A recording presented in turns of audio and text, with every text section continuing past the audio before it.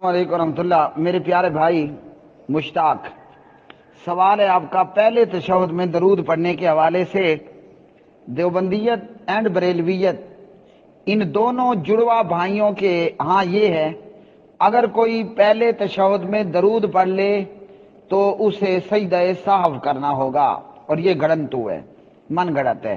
کیوں؟ ہمیں بتاتی ہیں اماں جی سید عائشہ صدیقہ طیبہ طاہرہ رضی اللہ تعالی عنہا بنت ابی بکر صدیق رضی اللہ تعالی عنہ، اور یہ کہاں پر بتاتی ہیں؟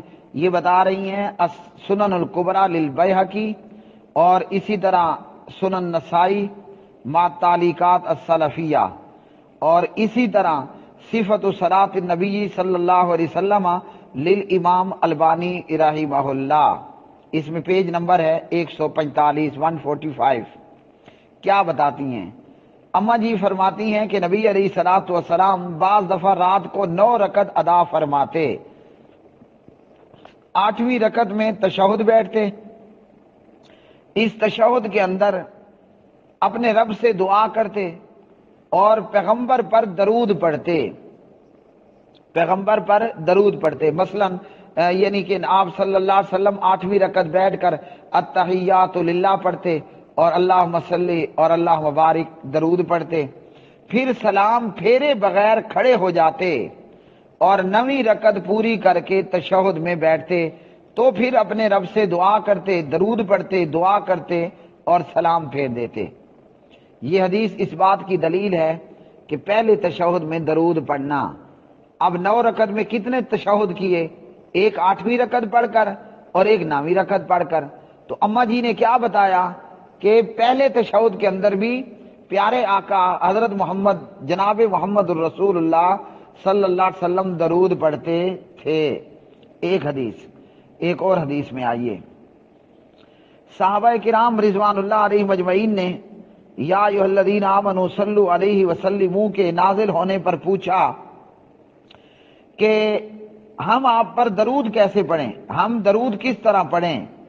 تو نبی علیہ الصلوۃ والسلام نے درود ابراہیمی بتا دیا جو ہم نماز میں پڑھتے ہیں، صحیح بخاری حدیث نمبر 4797۔ اب پیارے نبی علیہ الصلوۃ والسلام نے ان احادیث کے اندر یہ نہیں کہا کہ پہلے میں مت پڑھنا اور دوسرے میں پڑھنا، تو نماز میں درود پڑھنا کیا ہے؟ فرض ہے۔ اب جو پہلے میں بھی پڑھ لے تو اس نے بھی مستحب اور محبوب عمل اختیار کیا، تو سجدہ صاحب کوئی نہیں پڑھتا، سجدہ صاحب یہاں نہیں پڑھتا۔ کہتے ہمیں ہیں کہ جناب اہل الحدیث درود کے منکر ہیں، اور خود کو درود پاک سے اتنی دشمنی ہے کہ کوئی پہلے تشہد میں اگر کہہ دیتے اللہم صلی علی محمد، لو جی اب تیرے اوپر سجدہ صاحب آ گیا، تو سجدہ صاحب نبی پر درود پڑھنے سے کہاں سجدہ صاحب آئے گا؟ یہ تو اللہ سبحانہ و تعالیٰ کا حکم ہے، ان اللہ و ملائکتہ یصلون علی النبی، جہاں سبحان اللہ سبحان اللہ، اللہ اور اس کے ملائکہ محمد الرسول اللہ صلی اللہ علیہ وسلم پر درود پڑھتے ہیں، تو ایمان والو تم کیا کرو؟ صلو علیہ وسلموا تسلیما۔ ان کی حالت یہ ہوتی ہے جہاں شریعت نے کہا وہاں ان سے کام ہوتا نہیں، تو جہاں شریعت نے نہیں کہا وہاں یہ اپنی من مانیوں سے باز نہیں آتے۔ اللہ ان کو ہدایت عطا فرمائے۔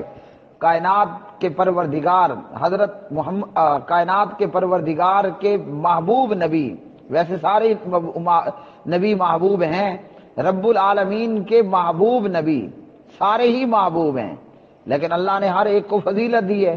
حضرت محمد الرسول اللہ صلی اللہ علیہ وسلم پر درود پڑھنے سے صاحب نہیں پڑھتا ہوتا، ایک مرتبہ درود پڑھو تو 10 مرتبہ اللہ کی آپ پہ رحمتیں پڑیں گی۔